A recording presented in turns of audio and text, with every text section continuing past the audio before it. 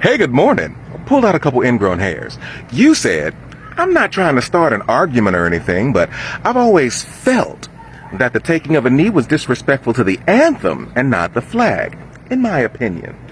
Well, historically, did you know that the national anthem is disrespectful to black people, and that's the reason it didn't become the national anthem until 1931? True story. So come here real quick. Let's have a conversation. First up, your feelings are not facts. So in a factual conversation about what is and what isn't, your feelings have no merit. They are feckless. Keep them to yourself. Now that we've gotten that out of the way, let's take a look at the lyrics of the Star-Spangled Banner. Now, we only sing one verse because the rest of them have been deemed problematic, especially the third verse, which starts off like this. And where is that band who vauntingly swore? And what band are they talking about? This band, the British Corps of Colonial Marines. Pause to read if you like. It all started in the War of 1812 when General Cockburn gave a proclamation stating that anybody who fought for the British would gain their freedom. And by 1814, about 3,400 enslaved black people signed up to fight for their freedom. And on the 24th of August, 1814, the Colonial Marines beat the brakes off the Americans, and Francis Scott Key saw it. You see, the British not only promised freedom and a land to these black colonial marines, but they also promised refuge to them as well. Pay attention to that word refuge because it's going to come up later.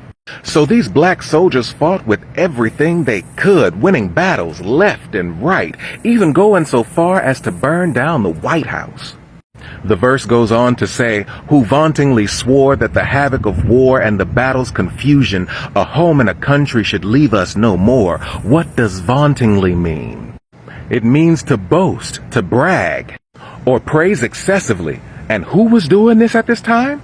The British Corps of Colonial Marines who were winning battles in the War of 1812. In total, it was about 4,000 black people bragging about the battles that they had won as they fought for their freedom. The first line of the third stanza of this diss track asks, where they at? And the second line answers, it says, their blood has washed out their foul footsteps pollution. Whose blood are they talking about? Whose blood washed out their foul footsteps pollution? The blood of the British Corps of Colonial Marines, the blood of black people who were fighting for their freedom. It goes on to say that no refuge could save the hireling and slave from the terror of flight or gloom of the grave. See that word refuge again? Who was giving them refuge? The British were. So what or who is a hireling?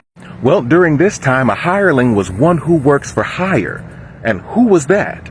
According to the book Hirelings, African American Workers in Free Labor in Early Maryland, it was the enslaved black people who were sold by white enslavers.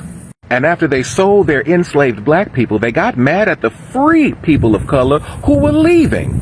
So in 1719, they passed laws preventing free black people from leaving the state because they wanted somebody to work the land for them because they was too lazy to do it themselves. And in the 1800s, a hireling was used disparagingly for anybody who worked for mercenary motives. What is a mercenary?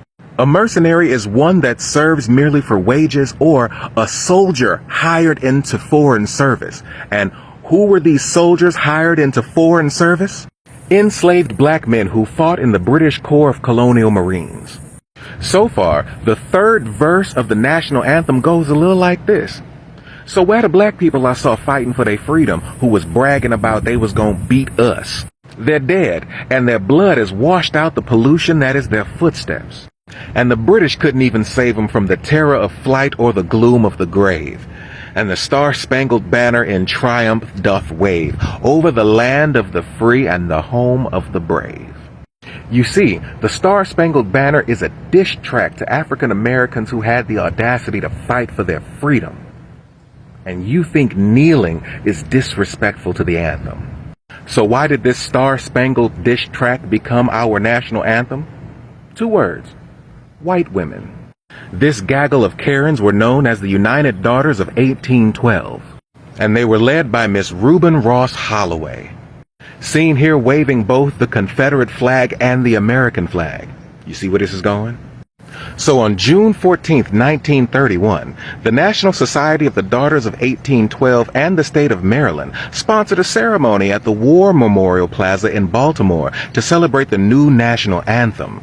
The parade was led by a column of Boy Scouts carrying 3 flags: the Stars and Stripes, the red and gold flag of Maryland, and the Stars and Bars of the Army of the Confederate States of America. So why were they flying the flag of traitors?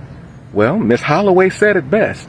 The Confederate flag, she declared, was also a star-spangled banner. And in 1917, President Woodrow Wilson made it a national anthem. Now, Woodrow Wilson was a Southern white supremacist and a racist who sympathized with the lost cause narrative. Now, Wilson ran on a platform of fairness and equality, but after he was elected, he was like, forget all that, let's bring the racism. Then in 1919, they started playing the song and singing all the verses at baseball games. But after World War I, people were like, I don't want to sing this anymore.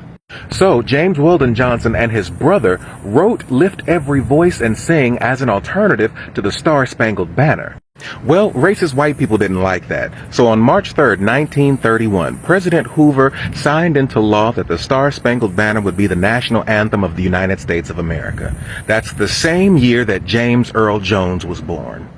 That's right. The Star-Spangled Banner as our national anthem and James Earl Jones are the same age. And it only became our national anthem because of racism. The more you know.